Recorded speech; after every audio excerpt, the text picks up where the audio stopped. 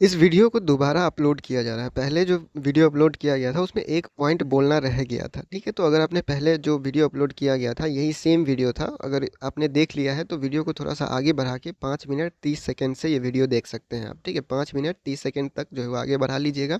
उसके बाद जो नया पॉइंट है जो रह गया था पिछले में बोलना भूल गए थे, उसको इसमें ऐड कर दिया गया है 5 मिनट 30 सेकंड के बाद। नमस्कार, स्वागत है एलएनएमयू नोट्स में। इस वीडियो में हम लोग बात करने वाले हैं LNMU first semester exam session 25 से 29 के बारे में। फर्स्ट सेमेस्टर का जो फाइनल एग्ज़ाम होगा ईएसई, जिसका पूरा नाम होता है एंड सेमेस्टर एग्ज़ाम, जो कि 70 नंबर का होता है, वो कब होगा आप लोगों का? ललित नारायण मिथिला यूनिवर्सिटी दरभंगा, एलएनएमयू दरभंगा के अंडर 4 जिला आता है। फिर उसमें जो आप एग्ज़ाम का आंसर लिखिएगा या फिर क्वेश्चन जो पूछा जाता है, क्वेश्चन पेपर आता है, वो इंग्लिश मीडियम में आता है या फिर हिंदी मीडियम में आता है।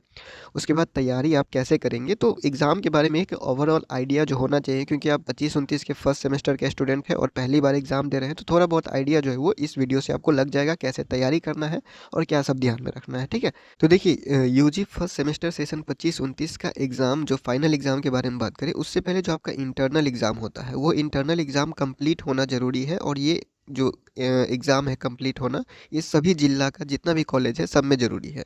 मधुबनी जिला का जितना भी कॉलेज होगा, बीए, बीएससी, बीकॉम, यानी कि ग्रेजुएशन जहाँ पे भी होता है, फिर दरभंगा जिला में जो भी कॉलेज है, समस्तीपुर जिला में, उसके बाद बेगूसराय जिला में जितना भी कॉलेज है, उसमें पहले इंटरनल एग्ज़ाम जो होता है वो कंप्लीट होना ज़रूरी होता है, ठीक है? जब तक इंटरनल एग्ज़ाम कंप्लीट नहीं होगा तब तक आप लोग का जो एक्सटर्नल एग्ज़ाम का डेट है या फिर एक्सटर्नल एग्ज़ाम का जो फॉर्म होता है, एग्ज़ाम फॉर्म, वो उसका डेट जो है वो उसके लिए नोटिस जारी नहीं होता है, ठीक है? बहुत बार यूनिवर्सिटी क्या करता है, इंटरनल एग्ज़ाम के लिए जो एक्सटर्नल एग्ज़ाम के लिए जो फॉर्म भराया जाना है, एक्सटर्नल एग्ज़ाम के लिए जो ऑनलाइन आप फॉर्म भरेंगे, उससे पहले इंटरनल एग्ज़ाम कंप्लीट करने का एक नोटिस हर कॉलेज को भेजता है, ठीक है? मधुबनी जिला, दरभंगा जिला, समस्तीपुर और बेगूसराय में जितना भी कॉलेज है, सब कॉलेज को यूनिवर्सिटी एक नोटिस भेजता है कि इंटरनल एग्ज़ाम आप 5 दिन में या फिर 10 दिन में या फिर इतना तारीख तक जो है वो कंप्लीट कर लीजिए, ठीक है? बहुत बार भेजता है, बहुत बार नहीं भी आता है। लेकिन जब तक इंटरनल एग्ज़ाम कंप्लीट नहीं होगा तब तक एक्सटर्नल एग्ज़ाम, जो फाइनल एग्ज़ाम जिसको आप बोल सकते हैं, वो नहीं होगा। तो अगर आपका कॉलेज इंटरनल एग्ज़ाम ले चुका है तो आपको फाइनल एग्ज़ाम का इंतज़ार करना है। अगर आपका कॉलेज इंटरनल एग्ज़ाम नहीं लिया है तो पहले आपको जो है इंटरनल एग्ज़ाम का इंतज़ार करना होगा, जिसका सारा काम कॉलेज ही लेता है। इंटरनल एग्ज़ाम के ऊपर अलग से वीडियो 2-3 वीडियो बनाया हुआ है, वो जाके आप चेक कर लीजिएगा। इंटरनल एग्ज़ाम के बारे में जितना भी जानकारी है वो सब आपको मिल जाएगा, ठीक है? तो पहला बात ये रहा कि इंटरनल एग्ज़ाम जब तक नहीं होगा, मान लीजिए जैसे मधुबनी के कुछ कॉलेज में इंटरनल एग्ज़ाम हो गया या फिर दरभंगा के कुछ कॉलेज में इंटरनल एग्ज़ाम हो गया, तो एक्सटर्नल एग्ज़ाम स्टार्ट नहीं हो जाएगा। सब कॉलेज में जब तक नहीं होगा पूरा इंटरनल एग्ज़ाम, तब तक एक्सटर्नल एग्ज़ाम स्टार्ट नहीं होगा। एग्ज़ाम फॉर्म भरना ही स्टार्ट नहीं होगा, ठीक है? अब बात करते हैं कि एक्सटर्नल एग्ज़ाम कब होगा। आपके कॉलेज में हुआ है ये इंटरनल एग्ज़ाम या नहीं हुआ है, आप बता सकते हैं। अब बात रहा एक्सटर्नल एग्ज़ाम, तो देखिए एक्सटर्नल एग्ज़ाम में थोड़ा-सा आपको टाइम लगने वाला है, क्योंकि आप लोगों को पता है अभी जो रजिस्ट्रेशन का डेट बढ़ाया गया है, वो लगभग जो है वो 22 तारीख तक बढ़ाया गया है, ठीक है? मतलब कि सेशन 25-29 का जिसका रजिस्ट्रेशन छूट गया था, जो किया हुआ है वो बार-बार रजिस्ट्रेशन नहीं होता है। रजिस्ट्रेशन का वीडियो आप एक बार देख लीजिएगा, बहुत आदमी जो है वो बार-बार यही पूछते हैं कि रजिस्ट्रेशन का डेट बढ़ाया गया है, डेट एक्सटेंडेड है, विस्तारित तिथि है, ठीक है? तो विस्तारित तिथि के मतलब क्या होता है? डेट को बढ़ाया गया है, आगे थोड़ा एक्सटेंड किया गया है, थोड़ा-सा और मौका दिया गया है, जिसका छूट गया होगा उसके लिए है, ठीक है? सिंपल सा बात होता है, तो इसमें सवाल-जवाब इतना ज़्यादा जो है वो करने का ज़रूरत नहीं पड़ता। ये कुछ सेशन जैसे 23 से 27 सेशन या फिर सेशन 24 से 28 वाले जो स्टूडेंट हैं, उन लोगों को भी मौका दिया गया है रजिस्ट्रेशन करने का। एडमिशन नहीं करेगा, लेकिन रजिस्ट्रेशन करेगा, फिर सेशन 25-29 के साथ ही सारा काम वो करेगा, एग्ज़ाम देगा, एडमिशन लेगा, बाकी सारा काम करेगा, ठीक है? तो देखिए एक्सटर्नल एग्ज़ाम जो होगा, इसमें थोड़ा-सा अभी समय लग सकता है, क्योंकि इंटरनल एग्ज़ाम सब कॉलेज में हुआ नहीं है, ठीक है? इंटरनल एग्ज़ाम सब कॉलेज में हुआ नहीं है, और इंटरनल एग्ज़ाम अगर इस बीच में नहीं होता है, 23 तारीख तक अगर इंटरनल एग्ज़ाम जिसका नहीं होता है, उसका इंटरनल एग्ज़ाम वो डायरेक्ट जनवरी में हो जाएगा 2 तारीख के बाद, ठीक है? 2 जनवरी 2026 के बाद ही वो इंटरनल एग्ज़ाम हो पाएगा, क्योंकि कॉलेज बंद है 25 दिसंबर से लेके 31 दिसंबर तक। ये दिसंबर में बंद है, फिर नया साल न्यू ईयर के लिए 1-2 तारीख को बंद रहेगा, ठीक है?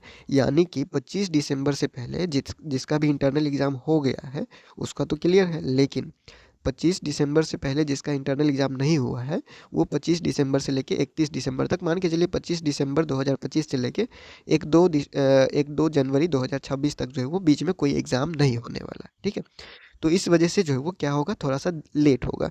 और उसके बाद क्या होगा, जब पूरा का कंप्लीट हो जाएगा, जब एग्ज़ाम लेने के लिए एग्ज़ाम लेने के लिए यूनिवर्सिटी रेडी हो जाएगा तो सब कॉलेज को एक नोटिस भेजता है कि आप लोग जल्दी से इंटरनल एग्ज़ाम ले लीजिए। अब वो जो भी होगा वो 2 जनवरी तक ही होगा, ठीक है? तो जो 2 जनवरी से पहले तो कुछ होने वाला नहीं है, क्योंकि इंटरनल एग्ज़ाम सबका अभी कंप्लीट नहीं हुआ। आपका हुआ या नहीं हुआ, आप बताइए, ठीक है? तो अब देखिए, ये जो एक्सटर्नल एग्ज़ाम का फॉर्म होगा वो 2 तारीख के बाद ही आप बोल सकते हैं कि फॉर्म भरने का डेट होगा, या फिर 4-5 जनवरी या फिर 6 जनवरी या फिर 9 जनवरी, इसके आसपास हो सकता है एग्ज़ाम फॉर्म भरना स्टार्ट करें, अगर उसको जल्दी में एग्ज़ाम लेना है तो, ठीक है? नहीं लेना है तो फरवरी में अगर एग्ज़ाम लेना है तो वो जनवरी लास्ट में फॉर्म भराएगा, ठीक है? लेकिन जनवरी लास्ट में ही उसको एग्ज़ाम लेना होगा तो वो जनवरी फर्स्ट में ही एग्ज़ाम फॉर्म भरना शुरू कर देगा। फिर एग्ज़ाम फॉर्म भरने में भी लगभग 10 दिन लगता है, हफ्ता से 10 दिन जो है वो एग्ज़ाम फॉर्म भरने में भी लगता है, तो आधा जनवरी आपको समझिए ऐसे ही बीत गया, और जनवरी में एग्ज़ाम होने का चांस अब कम हो रहा है इस हिसाब से, ठीक है?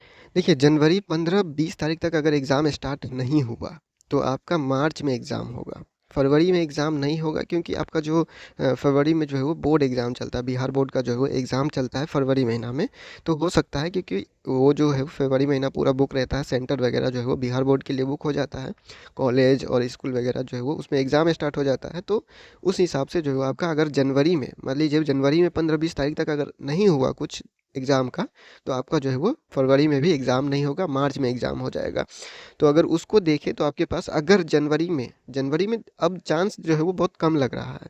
अगर जनवरी में 15-20 तारीख तक कुछ नहीं हुआ तो आपके पास 2 महीना समय बच जाएगा एग्ज़ाम का तैयारी के लिए, क्योंकि मार्च में एग्ज़ाम चला जाएगा, ठीक है? तो इस बात का भी ध्यान रखिएगा, जो कि पिछले वीडियो में बोलना भूल गए थे, तो इसी चीज़ को ऐड किया गया है यहाँ पे। बाकी आगे का जो भी चीज़ बताया जा रहा है वो पहले पहले जैसे ही है, ठीक है? तो इस हिसाब से जो है वो जनवरी आपका ऐसे ही बीत रहा है एग्ज़ाम फॉर्म में, या इंटरनल एग्ज़ाम जिसका छूट गया होगा, या फिर जो बाद में रजिस्ट्रेशन करवाएगा, धीरे धीरे फिर वो लेट से एग्ज़ाम देगा, तो धीरे धीरे ऐसे करते करते आप मान के चलिए जनवरी आपका आधा ऐसे ही बीत रहा है। तो जनवरी आधा तक एग्ज़ाम होने वाला नहीं है। उसके बाद अगर कोई नोटिस वगैरह आता है तो आपको बता दिया जाएगा। अब तैयारी कैसे करना है आप ये समझिए। सबसे पहले तो हिंदी या फिर इंग्लिश मीडियम को क्लियर कीजिए, ठीक है? इंग्लिश मीडियम में करना है या फिर हिंदी मीडियम में करना है, तो ये बात आपको तब क्लियर होगा जब आपका आंसर राइटिंग जो आप लिखते हैं, आंसर लिखते हैं, वो आप किस मीडियम में अच्छा लिख पाते हैं। अगर आप हिंदी मीडियम अच्छा लिख पाते हैं, अच्छा आपका राइटिंग होता है, अच्छा आंसर आप बना पाते हैं, अच्छे से आंसर लिख पाते हैं हिंदी मीडियम में, तो आप हिंदी में ही लिखिए, कोई दिक्कत नहीं है। अगर आप इंग्लिश में लिख सकते हैं आंसर तो इंग्लिश में लिखिए, इससे भी कोई दिक्कत नहीं है, ठीक है? जो भी आपको आता है। लेकिन जो साइंस वाले स्टूडेंट हैं, साइंस का जो सब्जेक्ट है, physics chemistry botany zoology mathematics जो भी है, साइंस का जो सब्जेक्ट है, साइंस वाले को इंग्लिश में जो है वो क्वेश्चन पूछा जाता है। आर्ट्स वाले को हिंदी में भी इंग्लिश में भी क्वेश्चन आता है, ठीक है? लेकिन साइंस वाले जो होते हैं, साइंस वाले को जो है वो सिर्फ इंग्लिश में ही क्वेश्चन पेपर मिलता है, क्वेश्चन पेपर आपको हिंदी में नहीं मिलेगा। MJC, MIC और MDC, ये जो 3 सब्जेक्ट है, MJC का सब्जेक्ट, MIC का सब्जेक्ट और MDC का सब्जेक्ट, ये 3 सब्जेक्ट का जो क्वेश्चन पेपर एग्जाम में आपसे पूछा जाएगा, आपको जो एक क्वेश्चन पेपर मिलेगा एग्जाम में, उसमें जो मीडियम रहेगा वो आर्ट्स वाले के लिए रहेगा, हिंदी में भी अवेलेबल रहेगा, ठीक है? लेकिन जो साइंस वाले के लिए रहेगा, ये 3 सब्जेक्ट आपको सिर्फ इंग्लिश मीडियम में क्वेश्चन पेपर मिलेगा।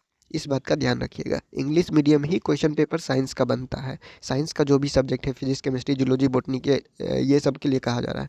बाकी जो एक्स्ट्रा सब्जेक्ट है, बाकी जो AEC सब्जेक्ट हो गया, AEC में जितना भी सब्जेक्ट है सब के लिए, फिर SEC में जितना भी सब्जेक्ट है सब के लिए, फिर VAC में जितना भी सब्जेक्ट है सब के लिए, ये सब का जो क्वेश्चन पेपर होता है, साइंस आर्ट्स कॉमर्स सब का, AEC SEC और VAC का जो क्वेश्चन पेपर होता है, इन तीनों सब्जेक्ट का क्वेश्चन पेपर आपको इंग्लिश मीडियम और हिंदी मीडियम दोनों मीडियम में मिलेगा। दोनों मीडियम का क्वेश्चन जो है वो एक ही क्वेश्चन पेपर में रहेगा, ठीक है? AEC SEC और VAC का जो क्वेश्चन होता है वो एक साइड इंग्लिश में रहेगा और एक साइड हिंदी में रहेगा। इस तरह से जो है वो क्योंकि ऑब्जेक्टिव क्वेश्चन पूछा जाता है AEC SEC और VAC में, मिथिला यूनिवर्सिटी में AEC SEC और VAC, ये 3 सब्जेक्ट जो होता है मिथिला यूनिवर्सिटी LNMU दरभंगा में, वो ऑब्जेक्टिव होता है। 70 नंबर का ऑब्जेक्टिव क्वेश्चन पूछेगा, उसमें ऑप्शन दिया जाता है 4, जो सही ऑप्शन होता है उसको आपको आंसर शीट में गोला करना होता है, ठीक है? तो इस तरह से आपको क्या करना होता है, AEC SEC और VAC का एग्ज़ाम होता है आप लोग का, और बाकी जो होगा आप लोग का MJC MDC और MIC का, उसका अलग से जो है वो क्वेश्चन पेपर का पैटर्न बना हुआ है, वो भी अलग से वीडियो बनाया गया, आप जाके चेक कर लीजिएगा। तो इसमें क्या हो गया, आप लोग का 2 तरह का क्वेश्चन पेपर हो गया, एक आप समझिए जो आपका मेन सब्जेक्ट हुआ एमजेसी, एमआईसी और एमडीसी, ये तीनों जो सब्जेक्ट होगा इसमें साइंस वाले के लिए सिर्फ इंग्लिश में क्वेश्चन आता है, हिंदी में क्वेश्चन नहीं आता है। लेकिन एईसी, एसईसी और वीएसी सब के लिए इंग्लिश और हिंदी दोनों में आता है, साइंस का हो, आर्ट्स का हो, कॉमर्स का हो, सब के लिए, ठीक है। तो इस हिसाब से आप चूज कर लीजिएगा कि आपको इंग्लिश में देना है या फिर हिंदी में देना है। जो आप आंसर अच्छा से लिख सकते हैं उसी मीडियम को चूज कीजिएगा, जो भी आपको आता है। अगर साइंस वाले हैं तो थोड़ा इंग्लिश में लिखने का कोशिश कीजिएगा तो ठीक रहता है, क्योंकि साइंस वाले का क्वेश्चन भी इंग्लिश में आता है। अब यहाँ पे एक चीज़ का जो फर्स्ट स्टेप है, सबसे पहले तैयारी करने से पहले आपको क्या करना पड़ता है, सबसे पहले आपको जो है वो सिलेबस डाउनलोड करना पड़ता है। सिलेबस आप कैसे डाउनलोड करेंगे उसके लिए अलग से वीडियो बनाया गया है, वो आप जाके चेक कर लीजिएगा। और फर्स्ट सेमेस्टर का अलग अलग करके सिलेबस भी अपलोड किया जा रहा है, वो भी आप जाके चेक कर लीजिएगा वेबसाइट पे www.lnmu.notes.in पे, ठीक है। उसके बाद दूसरा नंबर आता है सिलेबस देख लिए। सिलेबस देखने के बाद आपको ये डिसाइड करना है कि आपको पढ़ना कैसे है, मतलब कि किस लिए पढ़ना है, क्यों पढ़ना है, किस लिए पढ़ना है, कैसे पढ़ना है, वो उस हिसाब से जो है वो डिसाइड होगा।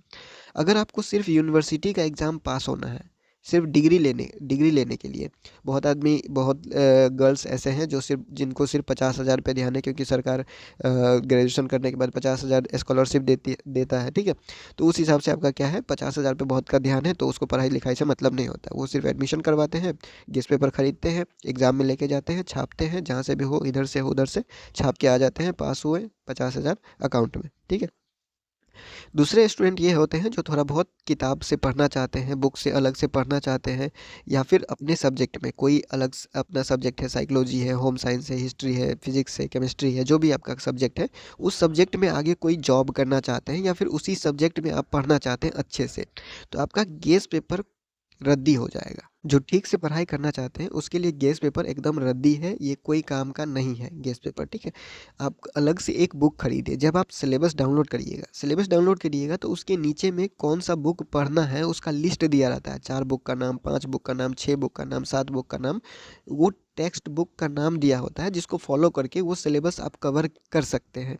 तो उसमें से ज़रूरी नहीं है कि पूरा का पूरा बुक खरीदना होता है।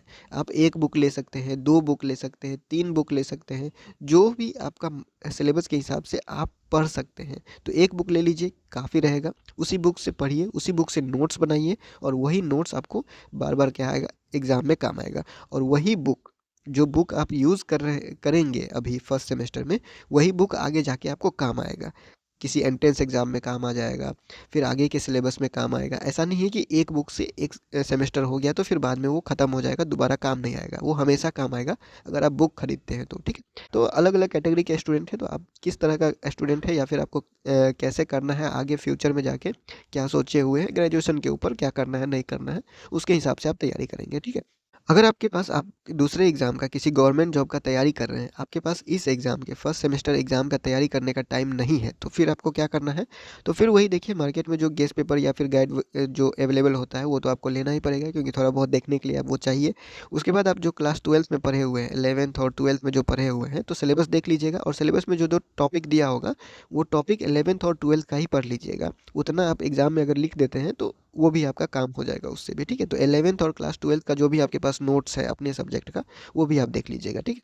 उसके बाद एईसी, एसईसी, वीएसी, या फिर क्वेश्चन पेपर के बारे में बात करें, एईसी, वीएसी और एसईसी का जो आपका पिछले साल का क्वेश्चन पेपर, या फिर एमजेसी, एमआईसी, एमडीसी का जो पिछले साल का क्वेश्चन पेपर होगा, या फिर आप लोगों का जो इंपॉर्टेंट क्वेश्चन या फिर ऑब्जेक्टिव क्वेश्चन जो पूछा जाता है उसका प्रैक्टिस करना है, तो इसके लिए अलग से वीडियो बनाया गया है, और कैसे डाउनलोड करना है वो भी बताया गया है। तो आप क्या करना है, चैनल जो आप वीडियो देख रहे हैं, इसके नीचे ही चैनल का फ़ोटो यहाँ पे बना होगा, उसी फ़ोटो पे आपको क्लिक करना है। फ़ोटो पे क्लिक कीजिएगा, यूट्यूब का जो है वो होम स्क्रीन खुल जाएगा। होम स्क्रीन खुलने के बाद आपका क्या होता है, वहाँ पे प्लेलिस्ट का एक ऑप्शन दिखाई देता है, ठीक है। तो प्लेलिस्ट के ऑप्शन पे क्लिक कीजिएगा, तो प्लेलिस्ट बना हुआ है, UG, BA, BSc, BCom first semester, AEC, SEC, VAC नाम का एक फोल्डर, एक प्लेलिस्ट बना हुआ है। उस प्लेलिस्ट पे क्लिक कीजिएगा तो एईसी, एसईसी और वीएसी में जितना भी सब्जेक्ट है फर्स्ट सेमेस्टर में, सबका objective question, important question, objective question पूरे सिलेबस से कवर करके एक पीडीएफ बना के तैयार किया गया है। उस वीडियो को देख लीजिएगा। पीडीएफ कैसे डाउनलोड करना है वो इस वीडियो में बताया गया है, वो आप जाके डाउनलोड कर लीजिएगा और प्रैक्टिस करना या फिर पढ़ना शुरू कर दीजिएगा, ठीक है। क्योंकि 30 से 45 दिन में आप सब कुछ नहीं पढ़ सकते, और हड़बड़ी में पूरा चीज़ कवर करना वो नहीं होता। अगर आप अभी से थोड़ा थोड़ा पढ़ते हैं तो बाद में क्या होता है, रिवीजन करना आसान होता है, या फिर आपको ये नहीं रहता है कि एग्ज़ाम में हम क्या लिखेंगे, ठीक है। तो इस हिसाब से आपको जो है वो डेट का ध्यान रखना है। आपका इंटरनल एग्ज़ाम अगर हो गया है तो एक्सटर्नल एग्ज़ाम का तैयारी कीजिए, इंटरनल एग्ज़ाम नहीं भी हुआ है तो भी एक्सटर्नल एग्ज़ाम का तैयारी कीजिए, क्योंकि दोनों में वही सिलेबस रहता है, दोनों का क्वेश्चन वही, दोनों का यहाँ का क्वेश्चन कहिए या फिर यहाँ का क्वेश्चन कहिए, दोनों का सिलेबस वही है, तो क्वेश्चन भी वही टॉपिक से रहेगा। और जहाँ से भी आप लिखते हैं, असाइनमेंट बनाते हैं, तो असाइनमेंट कैसे बनाए हुए हैं या फिर असाइनमेंट में क्या आंसर लिखे हुए हैं, उसका भी पीडीएफ बना के या फिर फ़ोटो खींच के मोबाइल में रख लीजिएगा, ताकि बाद में पढ़ने का काम आए, ठीक है। जो भी चीज़ आप अभी से करना स्टार्ट कर रहे हैं, बस उसको सेव करते जाइए ताकि बाद में आपका टाइम बचे, अगर आप दूसरे एग्ज़ाम का तैयारी में पहले से लगे हुए हैं तो, ठीक। तो UG first semester LNMU session 25 से 29 बीए बीएससी बीकॉम के एग्ज़ाम का फॉर्म जो है वो लगभग जनवरी आधा बीत जाएगा, या फिर जनवरी के पहले सप्ताह बीतने के बाद हो सकता है कोई नोटिस आ जाए, लेकिन अभी कोई चांस नहीं लग रहा है, क्योंकि 2 तारीख तक छुट्टी है 25 दिसंबर से, और इस बीच में सब कॉलेज का जो है इंटरनल एग्ज़ाम हुआ नहीं है अभी तक। तो इंटरनल एग्ज़ाम जब तक होगा नहीं, एग्ज़ाम फॉर्म नहीं भराएगा, और एग्ज़ाम फॉर्म नहीं भराएगा तो एग्ज़ाम नहीं होगा, ठीक है। तो सीधा सा बात है, आपके पास 30 से 45 दिन आप लेके चलिए, इसके बाद आपको जो है वो एग्ज़ाम का नोटिस देखने को मिल जाएगा। और अगर कोई डाउट होगा तो आप पूछ सकते हैं। फिलहाल इस वीडियो में इतना ही, मिलते हैं अगले वीडियो में अगले अपडेट के साथ एलएनएमयू नोट्स के यूट्यूब चैनल पे।